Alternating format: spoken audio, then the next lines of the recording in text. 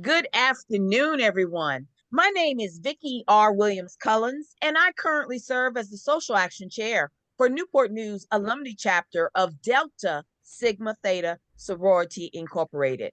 And we want to welcome each and every one of you here this evening for our new laws forum. This is something that we do annually, and we have had the privilege of hosting Senator Locke, and we are inviting Delegate Price tonight. So we are really thrilled that both of these ladies have taken time out of their very busy day to meet with us. And so I'm going to introduce Senator Locke first. Senator Locke serves the 23rd District, which incorporates Hampton and Newport News. Dr. Mamie E. Locke is a native of Jackson, Mississippi. She currently resides in Hampton.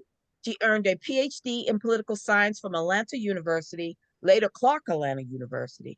She is a retired professor who taught political science and history at Hampton University, located in Hampton, Virginia.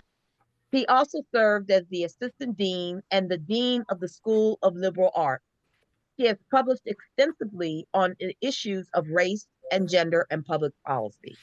As an elected official, Senator Mamie Locke was the first African American woman to be elected mayor of the city of Hampton. After 8 years of service, she became the third African American woman to win a seat in the Senate of Virginia. Representing this second district, she serves on the following committees: Education and Health, General Laws and Technology, Rehabilitation and Social Services, Finance and Rules. Currently, she is the chair of the Rules Committee and the Senate Democratic Caucus. She also served as the chair of the Virginia Legislative Black Caucus. Throughout her political career, she has been a strong advocate for education, women's rights, affordable housing, Medicaid expansion, increased minimum wage, gun control, and equity in the criminal justice system. Senator Locke believes that she has a responsibility to improve the lives of those she serves. She extends this belief through her community involvement as a Gold Star member of Gamma Upsilon Omega chapter of Alpha Kappa Alpha Sorority Incorporated. She is a Silver Life member of the NAACP, serves on the steering committee of the Democratic Party of Virginia, as well as on the board of Transitions Family Violence Service. Please extend a warm welcome by finger snapping to one of my favorites, PKAs and senators, Senator Mamie Locke. Thank you so much, my dear. It's a You are pleasure so to join you. One correction: after redistricting, my district number changed. 23rd, right? It's the 23rd. Yes, Okay. My 23rd. apologies, and thank you for the correction. Okay. Uh, Next, I'm sorry, I'm going to okay. introduce your soror. Can I Okay. just? Okay. All right. All right, thank you. Next, I have Delegate Marcia Price, affectionately known as Sia, is serving in her fifth term in the Virginia House of Delegates. She represents the 80, am I right on that? The 85th district? Thank you. Where she was born and raised. In 2024, she was the first Black woman appointed as chair of the House Privileges and Elections Committee, which is the longest continuously running committee in nation's history. That is fantastic. He also serves on the Health and Human Services Committee and is chair of the Health Professions Subcommittee. On the General Laws Committee, she serves on the ABC Gaming Subcommittee and the Housing and Consumer Protection Subcommittee. Price is the proud sponsor of the 2021 Voting Rights Act of Virginia and has gotten several other major pieces of legislation passed to positively impact the residents of the 85th District. He works as director of Virginia Block, one of our community partners, a community organization focused on building empowered communities through voter engagement, civic involvement, and leadership development. She attended Spelman College and received her Bachelor of Arts degree in philosophy with intensive study in biology. She also received her Master of Arts in Religious Studies from Howard University School of Divinity. Then in 2022, Price was valedictorian of the Samuel DeWitt Proctor School of Theology. And is that Virginia Union? Yes. That's fantastic. Earning her Master of Divinity degree. Delegate Price memberships include St. Augustine's Episcopal Church, Alpha Kappa Alpha Sorority Incorporated, Lambda Omega Chapter, the Peninsula Habitat for Humanity Board of Directors, and the NAACP. She is a member of the VA LGBTQI plus Legislative Caucus, Gun Violence Prevention Caucus, and with the National Black Caucus of State Legislators. She serves as chair of Region 4 and the chair of Health and Human Services Policy Committee.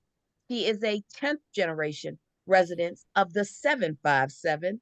Delegate Price embraces her family's legacy of service and strives to make a positive impact within the amazing community that raised her. Welcome to also one of my favorite AKAs. Finger snaps for you too, my friend. Thank you. So glad to be here tonight.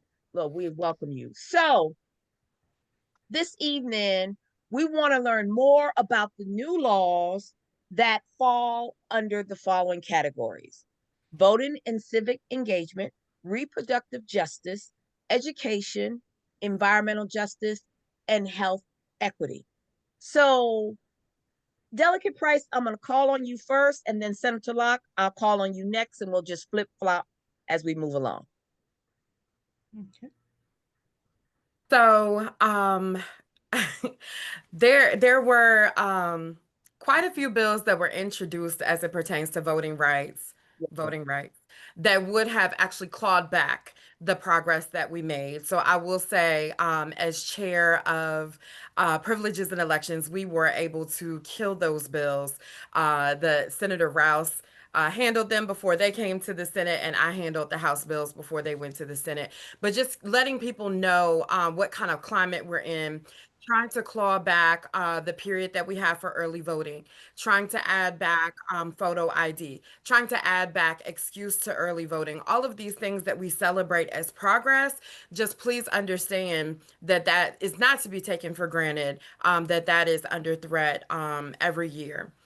We were able to pass some legislation, but I will say for these first two, they were vetoed. And I think it's important that we talk about those because it could have been real life today that they would go into effect, but they were actually vetoed. And one was one that I carried. If you'll remember, in the last two elections, last two Novembers, there was some shenanigans where people were being pulled from the voting rolls very close to election time. Correct. So we passed legislation that would have extended the federal quiet period to state and local elections as well. That passed, but was vetoed by the governor. Also, 1 second, could you share what the quiet period is? yep. Because that's a term that many may not be aware of. I Forgive me for appreciate that. interrupting you. Supposedly, on the federal level, within 90 days of the election, there should not be many names that are being pulled from the list, except for things that are like provable. Someone died, someone moved, they did their registration in another state. They're very specific instances. Unfortunately, this administration allowed for some information to come in the last two elections that were within weeks of the election, where people were being pulled off of the list, whether it was because they were thought to have not been citizens or eligible to vote, or they got bad information, and a technical violation to parole ended up looking like a new felony charge. And so people were being pulled from the rolls without having enough notice to be able to say, oh, no, that's not me, or I'm actually a citizen. So imagine you come to Virginia, you get a driver's license at 16, and you were one citizenship status, but now you're 32.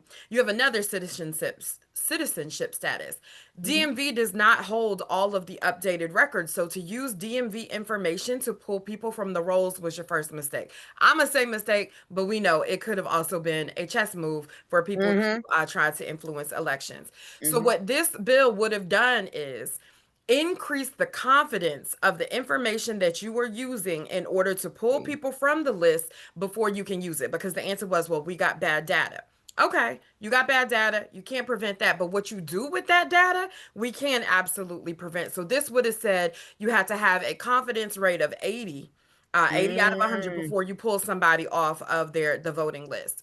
But for the sake of same day voter registration, there are hundreds, if not thousands, of people that would not have been able to vote with these shenanigans going on. Like I said, the bill passed out of the House and the Senate, got to the governor's desk, and was vetoed. Another one that may have gone under the radar because we take for granted these processes are like Mhm. elections aren't magic. So you Mhm. may never have heard of the certification process. But the Mhm. certification process is an election that's happened. This is what the machines say. This is how many Mhm. people for this candidate. This is how many people for this candidate. If there are recounts or anything, you go back and you do all of that. And then the elections officials, as part of a perfunctory part of their job, certify the election results. Then if there were any issues after certification, they can sue or they can ask the courts to intervene, but the Mhm. courts can't even intervene until after you certify the elections. You all may not know this, but there were two individuals in Waynesboro County that were refusing to certify the election results, Oh, which I heard would about that. have negated Mm. all 4.3 million votes that were cast in Virginia. Now, this is what's really important. For your votes for president and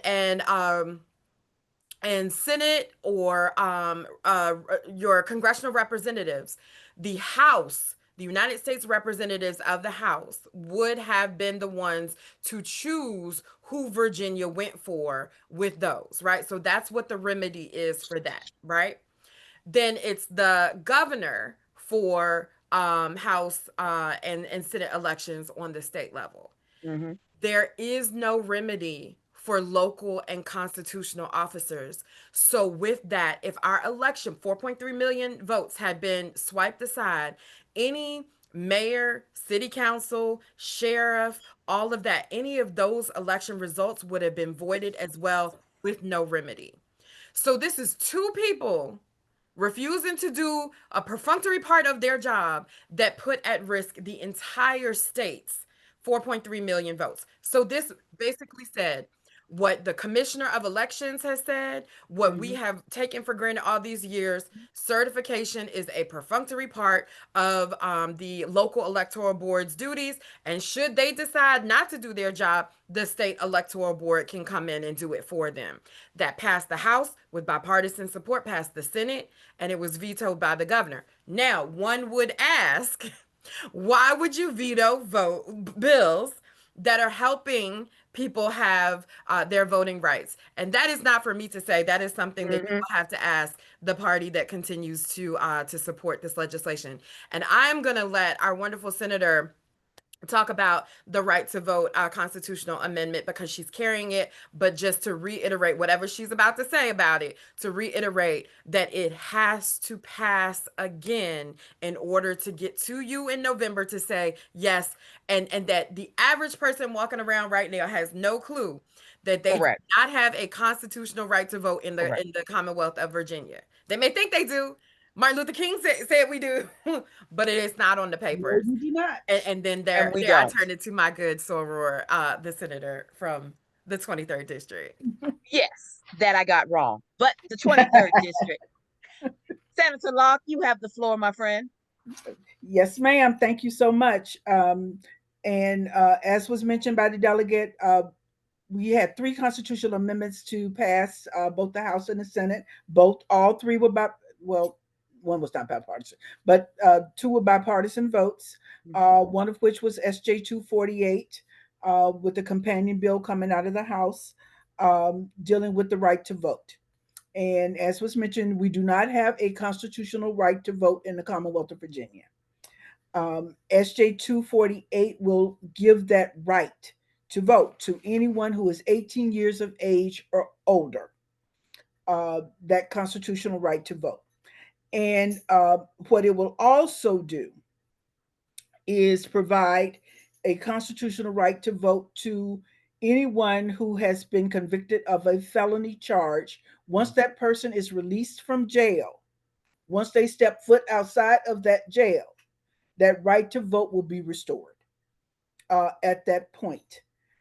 Nothing else needs to be done. No governor has to restore that right, and nothing else. That person will automatically have those rights restored. And now, but the process is that it passed this session. It has to pass again in the 2026 session in the exact same form and language that it passed in the 2025 session. But we must elect in the fall, in November, the General Assembly election. All the Democrat. seats. I'm gonna call it like it is. I'm sorry. I know we're nonpartisan. I know it. I'm going to ask you to hold your thought there, and I'm going to reframe that if I would. We need to vote for elected officials who are supportive of this bill. We need to vote for elected officials who are supportive of the restoration of rights. But let me explain. I had to reframe that. But let me explain. We had passed this before. Yes. And we had passed the Reproductive Rights Amendment before. We had passed the Marriage Equality Amendment before. But we lost the House in the November election. And we were able to pass these 3 amendments in the Senate, but we lost all 3 in the House, only because we lost the House in that fall election. So that's why elections matter. That's why elections have consequences.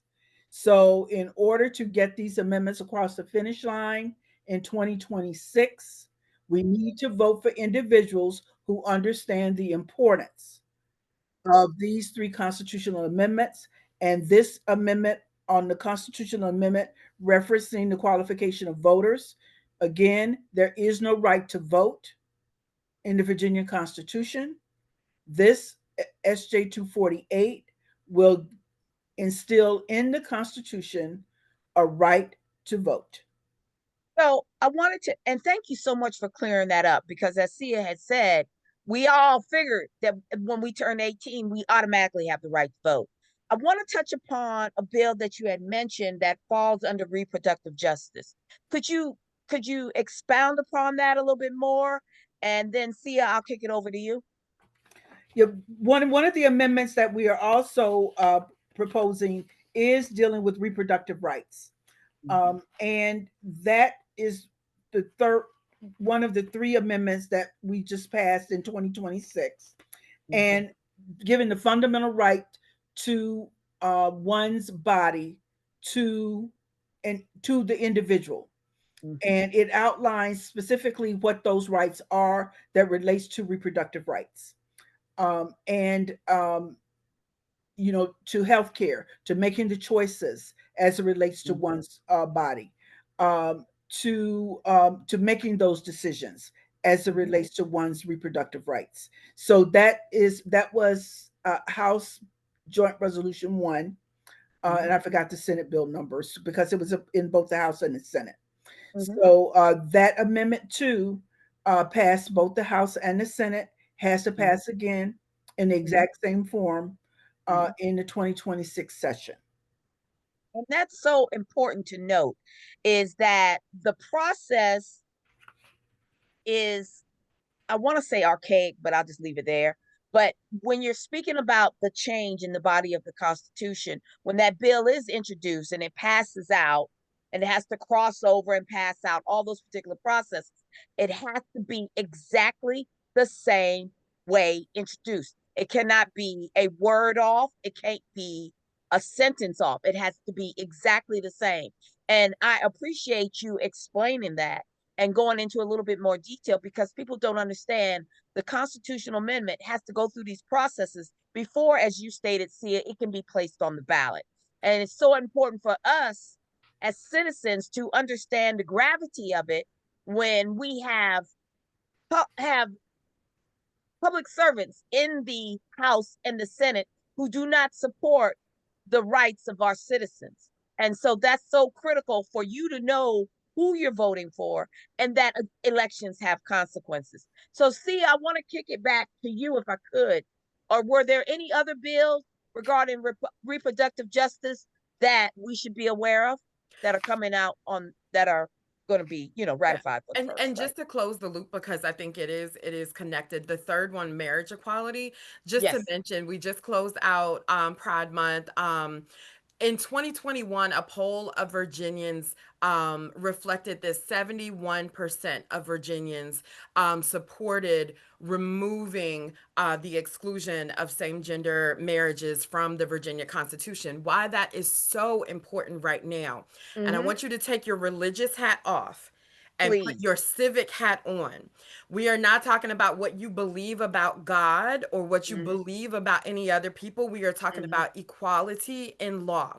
So married couples are able to do their taxes different. Mm-hmm. Married Mm-hmm. folks are able to get family medical leave, social security benefits, military benefits, Mm-hmm. life insurance, property ownership, child, so Mm-hmm. all of the civic things. That's what I want you to think about. So I'm not here to ask you what you believe, but I hope you would believe that inequality under the law and a breaking of one's civil rights is not something that we can continue to stand for. And Justice Clarence Thomas has signaled that he would like for the Supreme Court and its 6-3 conservative majority to take a look back at Mm-hmm. the Obergefell case, which Mhm. is how right Mm-hmm. now we Mm-hmm. have legality within Mm-hmm. same gender marriages. And so that third House Joint Resolution 9, that's the third resolution that must pass again in order for that to get to the ballot. And so just wanted to make sure. But under reproductive justice, wanting to talk about a whole package of bills that are coming our way. Mhm. And we just were able to celebrate that yesterday. And that's the Momnibus. momnibus. Yes, Omnibus. Momnibus. the momnibus.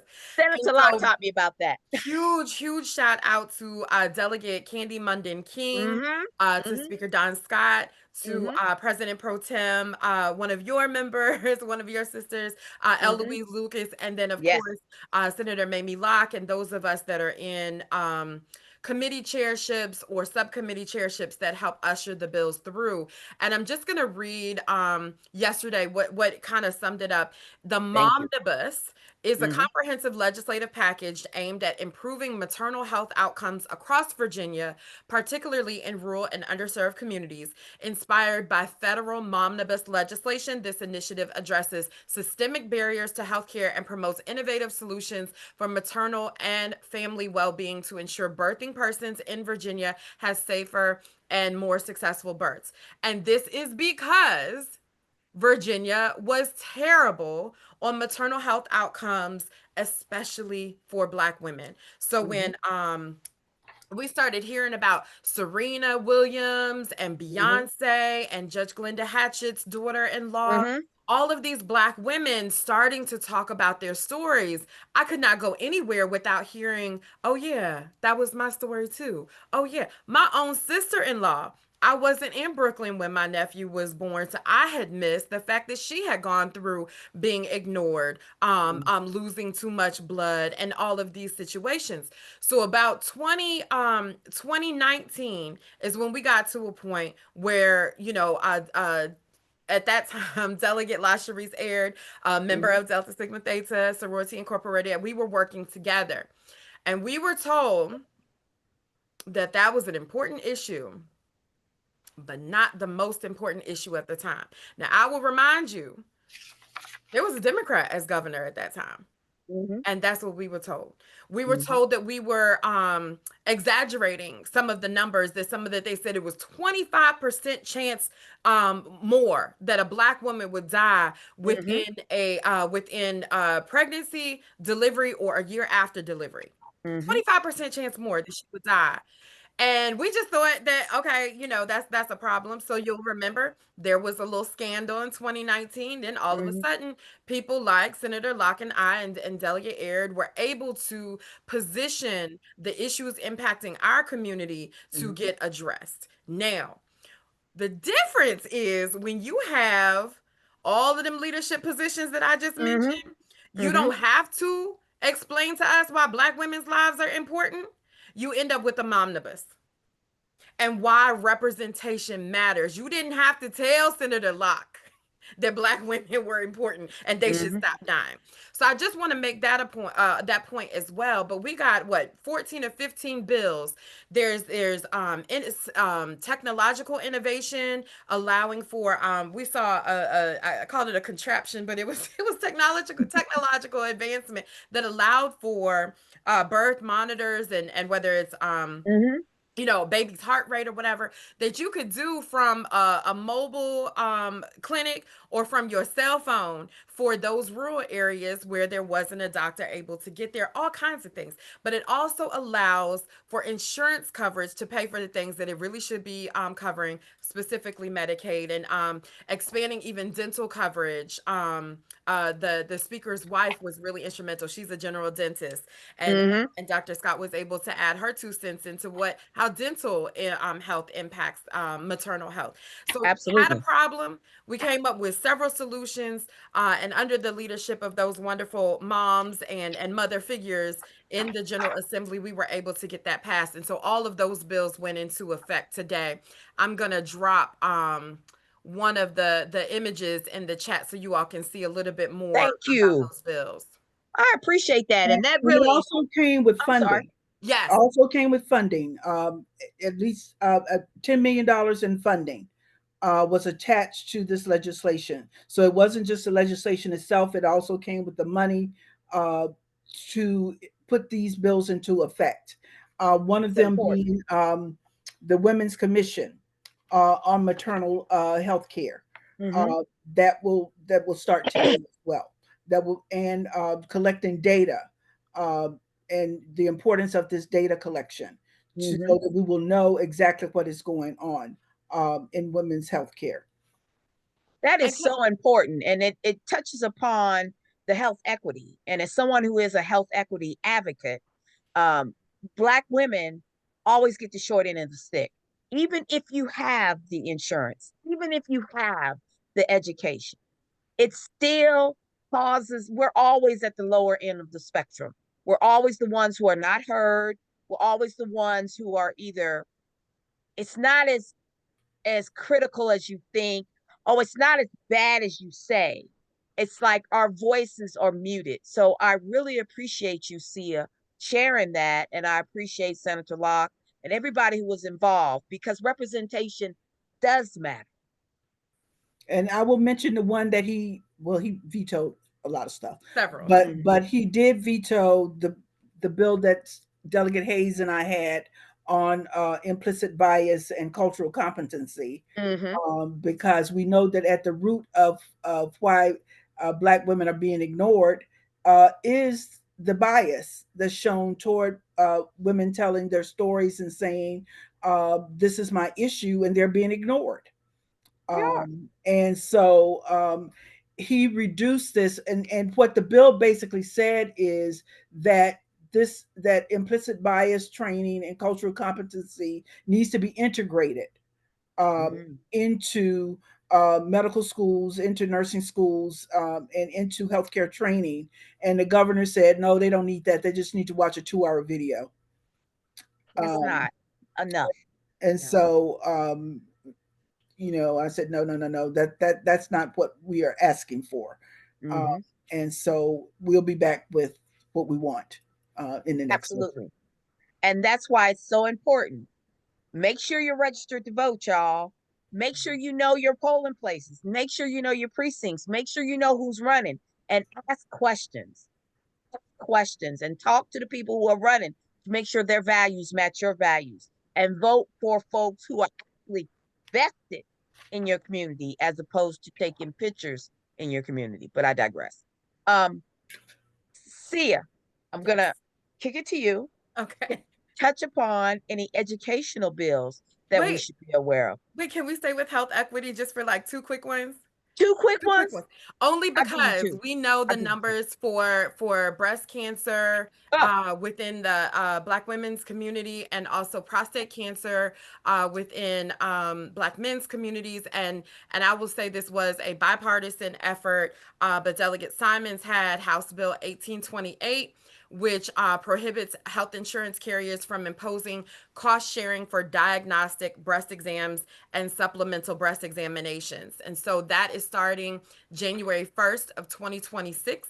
And then for prostate cancer, it updates existing mandated coverage requirements for prostate cancer screenings to reflect updated testing guidelines from the American Cancer Society. So, not just the one type of prostate exam, prostate cancer prevention exam, but the mm-hmm. myriad of ways that doctors are now screening for prostate cancer. It includes that. Those were two interruptions that I needed you to say. And I thank you so much for that. As someone who is a breast cancer annihilator and my husband is a prostate cancer survivor, this is so important to our communities because, as we all know on this call, we are diagnosed later and we die sooner.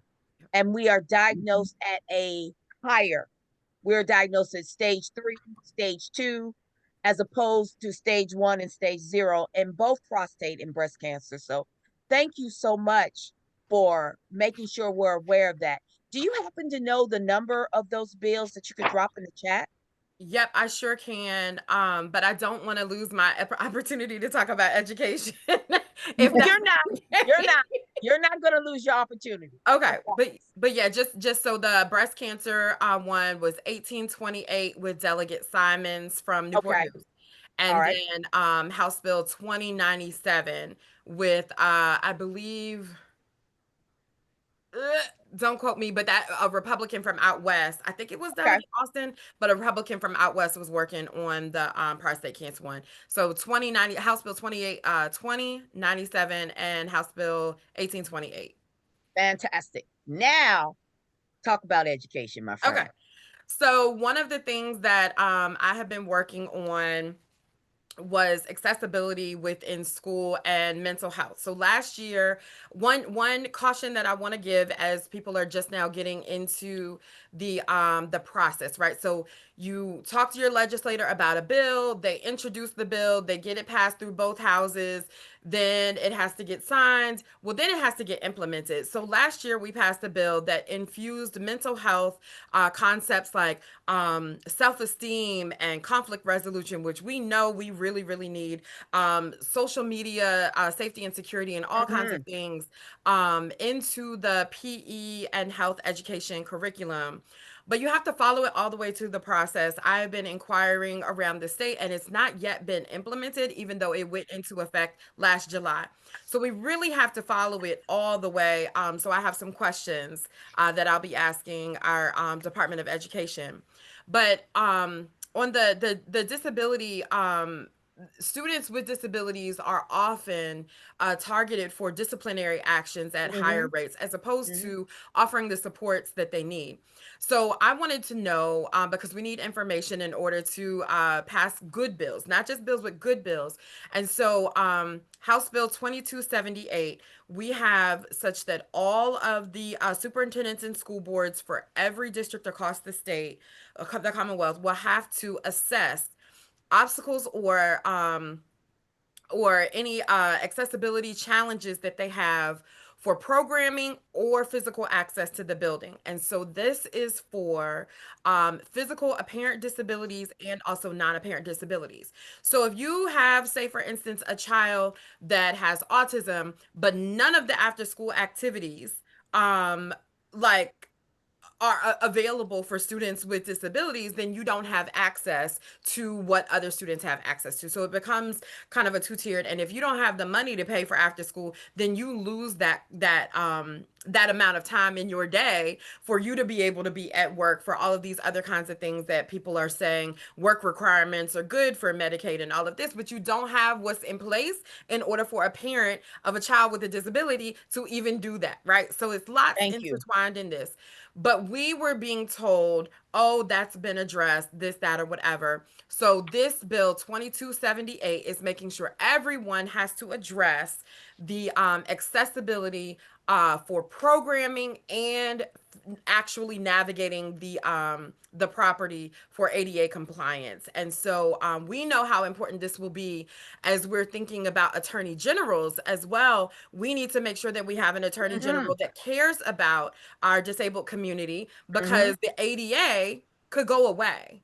We know that from this current Mm-hmm. administration. The Mm-hmm. DOJ is not going after people who aren't following the ADA. So who is looking out for the people that the ADA was meant to protect? It will have to be the state level. So when you're going in November, also be sure and be clear about who is willing to stand up for our disabled brothers and sisters. Thank you so much. Senator Locke, would you like to add some insight regarding the bill that Marcia just mentioned or any other educational bills that? Well, actually, I'm not going to talk about bills. I want to talk Okay. about where I focused. And as a person who sits on Senate Finance and Appropriations, I focus Mhm. on where we're spending our money Okay. and preventing bad finance decisions.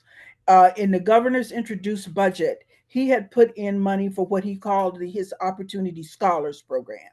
That was another word for school vouchers.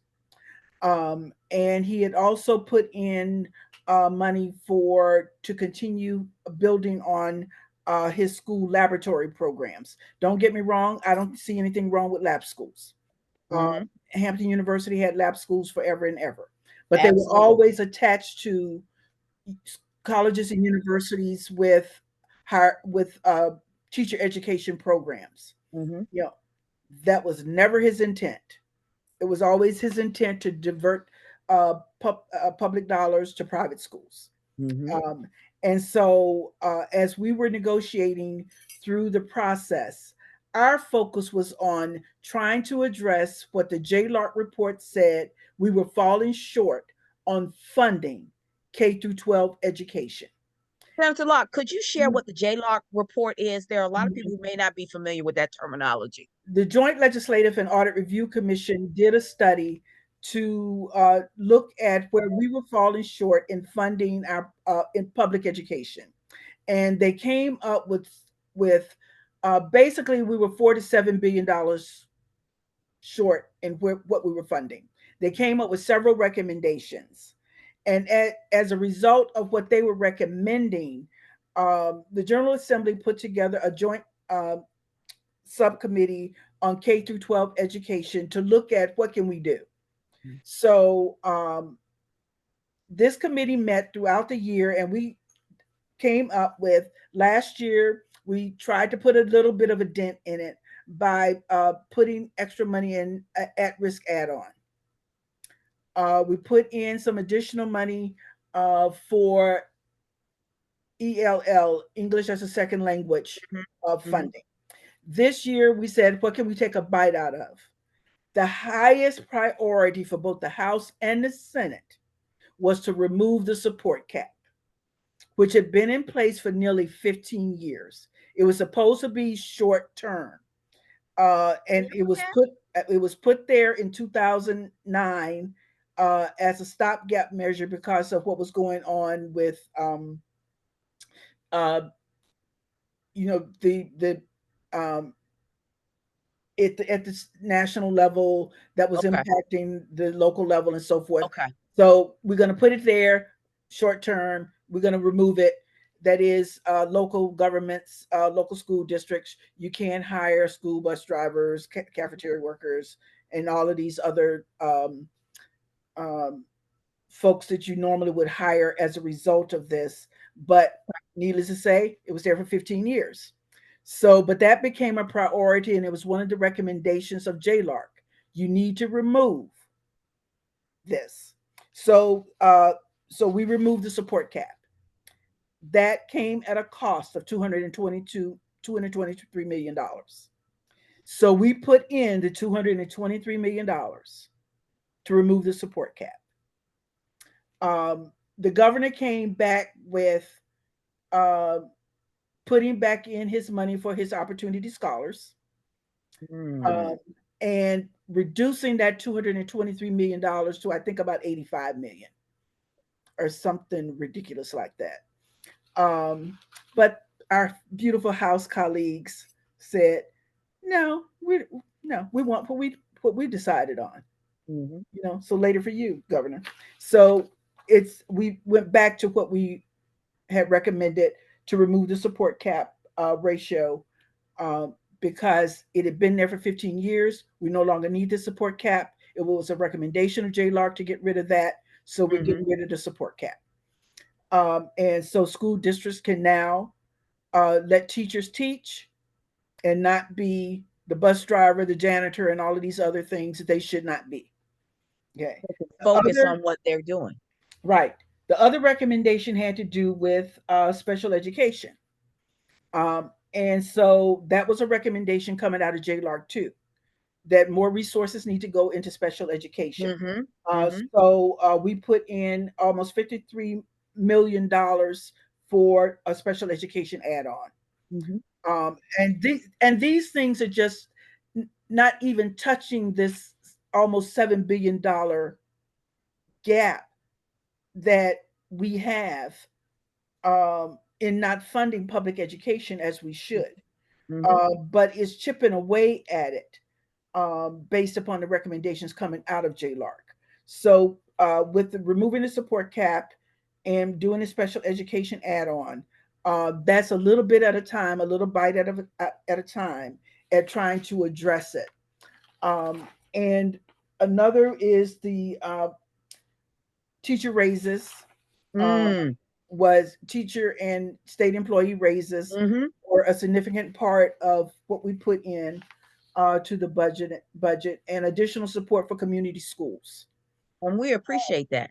was um, was put in as well. And of course, he tried to negotiate, and no, he wasn't negotiating. He tried to maneuver and manipulate Mhm. the Mhm. whole process to get to what he wanted, to divert funds into private education. But uh, this was resisted, and we did what we wanted to do in the first place as it relates to making sure that we got the money into public education as we Sen- wanted it to be. Senator Locke, I have a question for you and Delicate Price regarding public education and the lottery. So, you know, I don't even know how long the lottery has been around, but it's been around forever, right? And it's always been told to the citizens that profits from the lottery go to the educational fund. But I can only speak for myself. I never understood the connection, how it works when we're always talking about teachers not getting paid, not receiving the supplies, working jobs that they should not be working. So if either one of you could touch upon that, I can kick it to you first, Senator Locke, and then you, Delegate Price. I mean, lottery proceeds do go to public education, Mm-hmm. and but it's certainly not enough to fulfill the responsibilities that the state needs to fulfill in meeting the needs of public education. The state has never fulfilled its responsibilities in terms of Mm-hmm. what it needs to do to pay for public education, Mm-hmm. as has been as JLARC stipulated. Mm-hmm. And part of that is that the state needs to, which is what we're going to be looking at uh, this year through the joint subcommittee, is we need to rethink how we fund public education. Mm-hmm. Um, and that is going to, that's the bulk of the $4 to $7 billion cost. Mm-hmm. How are we funding it? And we can't do it through a lottery. Lottery proceeds will not meet this $4 to $7 billion cost. No. 47 billion. Right. Okay. We have to look at how we're doing the standards of quality. Thank you so much for that. Delegate Price, would you like to add anything? Yeah, I think just as the senator has said, so we have never fully funded public education. So when everyone has complaints about it, when certain people are trying to defund it to do other things, it's very hard for you to say it's not working when it's never been fully funded to work as was created. Now, Mm. are there reforms we have to do? Absolutely, because the original system was not built for us anyway. But I digress, right? Mm-hmm. My philosophical qualm is if a budget is a document about your values, then why is one of the most important things in our children's lives being funded based off of vice? And so you end up by having this cycle. I feel this way about casinos. I feel this way about the slot machines. The people that need the most funds are often the ones self-funding the help, because who plays the lottery, or who's doing the slot machines, where are the casinos being located? So it was never, I don't think, intended, when people say, oh, this would generate a lot of tax dollars, that the people that needed the help were the ones that were coming up with the tax dollars themselves, right? So that's what I have a fundamental issue with. If we care about education, let's fund education. But I did drop an article from Virginia Mercury from 2024 that did talk about a record-breaking 934 million that was put into the budget. The other thing, like Senator was saying, there's some stipulations around it. There's sometimes we give funding and you have to have a match, but if you're a poor location or locality, you can't always match it, and so there are different things. So the idea that the funding for the district should be based off the tax revenue in that district just keeps the need for at-risk funding, the need for additional funding for areas like Newport News, Petersburg, Mm-hmm. and other places. It keeps that what do you call it? The difference between what a McLean or a Fairfax or something looks like and what. So True. if I'm representing a district that 45% of the constituents I serve in some way, shape, or form are on some supplement of whether Mm-hmm. it's SNAP, whether it's Medicaid, and the median income of the residents I serve is 54,000, Mm-hmm. we are having a very different conversation than my colleague who is representing a median income of $110,000. Right. Our Right. school Correct. system, I'm sitting here talking about textbooks falling apart, and he's talking about building on to the new building, right? Correct. Like a Right. ribbon cutting for the new science center. Correct. And so we have to fundamentally address, I think, the inequalities that are baked into the forming Mm. fund. Funding formula. There you go. Thank you.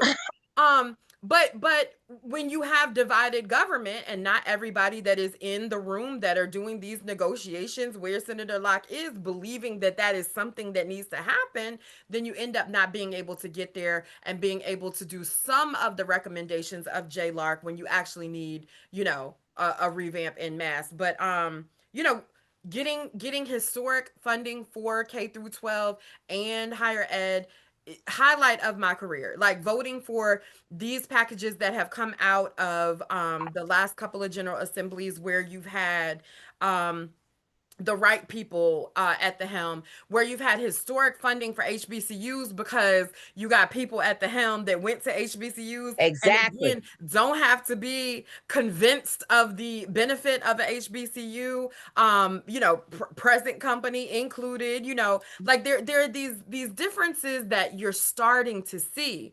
But we've Mm-hmm. had 2 years when we're looking back at however long, 400 something years of since the House of Burgesses, right? So Mm-hmm.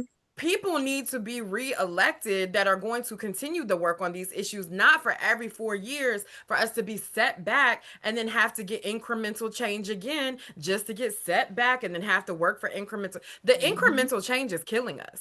Right. Right. Like I'm Absolutely. gonna call it progress because progress is progress. Meanwhile, a generation of literacy is being lost because we Right. got set back again. So as we're thinking about who we want to be our leaders, and we are just begging people to please choose wisely so Right. we don't get set back or, God forbid, set back to before integration, because that's where some people would like to go. And that's and again, you if you want change in your community, you have to vote for the folks who will elect change in your community. Yeah. And I'm a firm believer in voting our values. I'm also a firm believer in voting for folks who will hear you, listen, and execute. And that's critical, who know how to build relationships and still execute it. Now, I want to be mindful of everyone's time. I want to ask if anyone has any questions that they want to ask the senator or the delegate? This will be your opportunity. I am opening up the floor because I want to be mindful of everyone's time. However, we've had a lot of shenanigans go on in DC. No. See, I'm on a recording, y'all. Thank you, Senator Locke. Which one of y'all would like to give your 15 cents? Oh, wait a minute. Before we get 15 cents, we got a question. Okay. Were there any bills on juvenile justice that may impact our youth positively or not so positively? I'm trying to Juvenile think of the justice one specifically. that I can't remember what happened with it. The one that would have allowed folks to be prosecuted. The fentanyl one. Yeah. Um, I was thinking about Jackie Glasses too. If give me 1 second, because I know that there are some issues and concerns with, I think some folks are starting to talk about what would it look like to have one facility versus several neighborhood facilities. Like we had Delegate Ward of Hampton Mm-hmm. have been working on trying to get juvenile detention centers to be more community based. And Mm-hmm. so not having just Bon Air or, whatever, Mm-hmm. but just having, mhm. because we know how, and like when healthy family members are involved in a student's trajectory towards getting out of being court involved, how important that can be. But then we ran in Chesapeake, we ran into the not in my backyard folks, or Right. Right. whatever. So that is still in influx, but there's been new energy behind those conversations. Delegate Jackie Glass did work on a bill that I am just I don't know.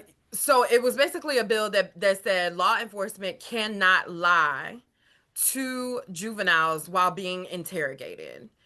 And that basically got watered down. And so I'm gonna pull up what the final was and get the final action. But I know that that was a bill that we worked on pretty under Delegate Glass's um leadership. Mm-hmm. So that's one that, but specific to juvenile justice, those are the ones that come to mind. Thank you both so much for that, Senator Locke. I just can't think of the one that Ryan McDougal had that I mean that had to do with fentanyl Mm-hmm. and the prosecution of individuals. Um, I know it got changed a lot, and then the governor changed it back to his original um, form, and we essentially I don't want to talk about it because I don't remember exactly what it was. Okay, well, But I know that we didn't like it because it was being very detrimental. I felt I know I voted against it because it was being very detrimental. I felt um, to folks who look like us, and I thought it was aimed at folks who looked like us um, in terms of being prosecutorial toward absolutely. black folks. But I had one, and I think I'll bring it back again about treating children who are age 11 um, and under um, as adults pretty much. And basically the bill essentially said that if a child is 11 or under, they should not be they should be treated for a child in need of services Mm-hmm. or a child in need of supervision Mm-hmm. rather than immediately being put into um, juvenile court or juvenile detention, Mm-hmm. and that other services should be granted to that child, uh, or uh, or just being thought of as a child in delinquency. Um, and the governor vetoed it, as I knew he would. So what this bill was looking to do is just to treat the child more holistically Right. and to provide them with the appropriate supports to help mitigate some of whatever their life experiences or health That issues. is that the child has seen that based upon the whole community of where that child and what that child has experienced, Okay. that should be taken into consideration for anyone 11 of years of age or under. That one should first look at a child in need of services or a child in need of supervision rather than automatically slapping on the word delinquent for that child. And the governor vetoed that. When he vetoed it, said that the child would be recruited to be in a gang. I'm gonna not even respond to that because that's not even gonna respond. So I want to give y'all 2 minutes to give us some insight about DC or your opinion or your thoughts in a nonpartisan manner. I'm gonna go to you first, Senator Locke. Did she say nonpartisan? She did. She Oh, did She did. out loud. Uh-huh. okay. All right. Um, I think that at this point in time, we are in. Let me back up. During the whole election process, um, a lot was said about Project 2025 and Mhm. what Project 2025 outlined. It is now coming to pass. Mhm. Uh, it was made very clear that there was there would be a tax on education, there would be a tax on justice, there would be a tax on the environment, and there would be a tax on Medicaid, Medicare, health care from all corners. All of that was outlined in Project 2025. And immediately upon taking office, Doge started to uh, attack Mhm. and dismantle government, even though the executive branch cannot dismantle the Department of Education. Only Congress can do that. What they have done was to get rid of people, Mhm. like get rid of people in the Office of Civil Rights, Mhm. in the Department of Education. So if you don't have the people there to execute the civil rights, then in essence, what you have done was to get rid of implementing Title One or implementing Pell or implementing the things that are important to folks in the community. Um, and and what we see happening is the implementation of Project 2025, just as it was outlined in the proposal. And we are seeing an attack on all corners of our community from every angle into our community on SNAP, on Social Security, which, by the way, I earned. Um, but, you know, and it's coming in rapid fashion. And what you're also seeing is a Congress, not everybody in Congress, not my congressman, but the people in Congress completely capitulating to the executive branch.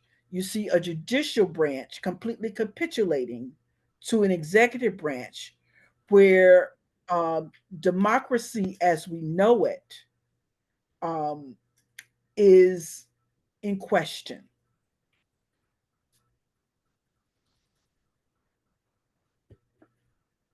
So I think Vicky might have dropped. So I'm going to go on and just take the baton and talk about specifically the big ugly bill that is being discussed right now.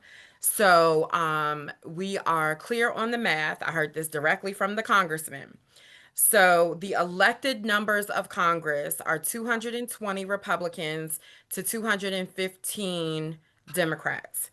There have been three deaths. So that's 220 Republicans to 212 Democrats.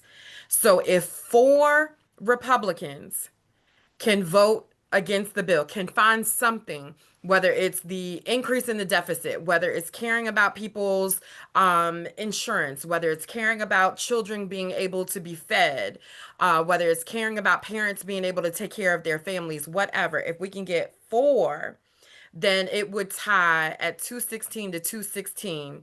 And in the House, there is no one that breaks a tie like the vice president broke the tie in the Senate last night. So there's no one that breaks the tie. So 216 to 216. However, that's if everybody shows up. We are hearing that there are storms across the country. So when you're trying to ram through probably the most consequential bill of our entire lifetimes, where hundreds of millions of people are going to be negatively impacted so that the less than top 1% can be a little bit more rich. We are really living in times where advocacy is needed, where our backbones, we've got to find them, where our megaphones, we've got to find them. So this is what we're up against. On the state level, I'm going to add this. The Speaker Scott has established the House Emergency Committee, and it was originally based off just the federal workforce, with all of the cuts and the funding and the firings that Senator was just speaking of. But they've increased it to talking about all of the ways that the federal actions are impacting the state level. So if you want to look them up, I just put that in there at that link. You can look at previous meetings, you can see upcoming meetings, and you can also submit public comment should you be someone that would be or has been impacted. Say, for instance, funding for community health centers. I mean, a lot of this that we're talking about is a future impact. They have written the bill such that all of this pain would be felt after the midterm elections, right? So they want you to not know all of this that they're doing. And the polls show right now that those who know about the bill, the majority is against it. But there's a large chunk of our communities that do not know about this bill. And so calling, emailing all of the 435 voting members of Congress, it matters, it counts, but also talking about how bad this bill is, so then when it comes time to be held accountable for one's vote or one's actions, that is still in play next year. That will be important. Just one number, just so you can understand how bad this is. When we're just talking about hunger, nothing else, just hunger, the state would need $700 million extra dollars in our budget to just break even for where we are for hunger. The governor just cut $900 million to brace for what's coming because his friend is acting a fool in DC. And that included 2.5, what was it, 2.5 million that you had coming to Newport News for gun violence prevention, Senator? Right, exactly. And an additional 300,000 that I got for an organization that's voting on. So we're cutting $900 million of good stuff in our budget to brace for what's gonna happen because of his friend. And then somehow we're supposed to find extra $1 million to keep Medicaid, the folks that now have insurance because of Medicaid expansion, to keep them on some insurance, to help folks who are definitely going to be at risk for eviction. So eviction prevention efforts are now needing to be ramped up. Any single thing that we've made progress on trying to make sure that you can just simply exist and take care of your family. We're not even talking about thriving. We're talking about existing, staying healthy, getting your mental health prescriptions, all of that, right? The ability for you to have caps on some of the medicines because you're on Medicaid, all of that washes away. The state is not going to be able to fill all of those gaps. So I need everybody to understand it is going to fall to us and to the locals, and we mathematically cannot fill the holes that they are creating because we cannot print our own money, and our budget has to be balanced when we pass it. So don't believe the states will cover it, states will handle it, everybody will be fine. We are here to tell you that is a lie. We do not have the money, and we are going to have to make some significant decisions and trying to make sure people can live over where we were headed toward thriving because of the great work that the senator and other leaders had done on the budget. So please stay engaged. Please send the emails, make the calls, all of that. It does matter, even as we're facing what seems to be insurmountable odds, but are not quite yet odds that we have not already proven throughout our DNA and our lineage that we cannot overcome. They have not proven to be insurmountable. We have not fallen into authoritarianism all the way yet. But it will happen quicker if we decide, if especially y'all sisters were at the forefront of democracy, fighting for women's suffrage. I know y'all not sitting back now, right? I know now's Absolutely. not the time, right? So if Absolutely y'all not. have any questions on how to do that, let us know. But I am sure that members of the Divine Nine are going to be loud about saving our communities. Absolutely. And forgive me, I had some technical difficulties. I really appreciate y'all's patience with me. Thank you so much for that. Um, did would And I either just put in the chat the app 5 calls. Oh If you yes. download that app, it will give you who your representatives are. It'll give you the phone numbers to their offices, and if you want to call them, it'll even give you sample letters. It'll give you a script of what you need to say when you Absolutely. call the office. Absolutely. So download that app, and it'll give you everything you need. So I want to just leave everyone with a message. I want to make sure, one, you're registered to vote. Two, you make sure your friends and your family members are registered to vote. Make sure they check their voter registration restoration status, right? Because their rights may have already been restored so they can register to vote. Make sure you know who your legislators are. As Senator Locke had stated, she dropped a link in the chat. You can look up your legislator, get to know them, get to know who they are. That's why we do what we do here. Because in order for you to know them, you've got to see them and communicate with them. Sia, do you have something you want to leave with our audience? Yes. And thank you to Candace for messaging this question because other people probably have it. We just gave y'all a whole bunch of information. We gave y'all a whole bunch of numbers, but we also gave y'all some links. So if you go back and take your time, go back through it and read it. But the amount of information, the amount of things we're asking you to do, it can seem like a lot.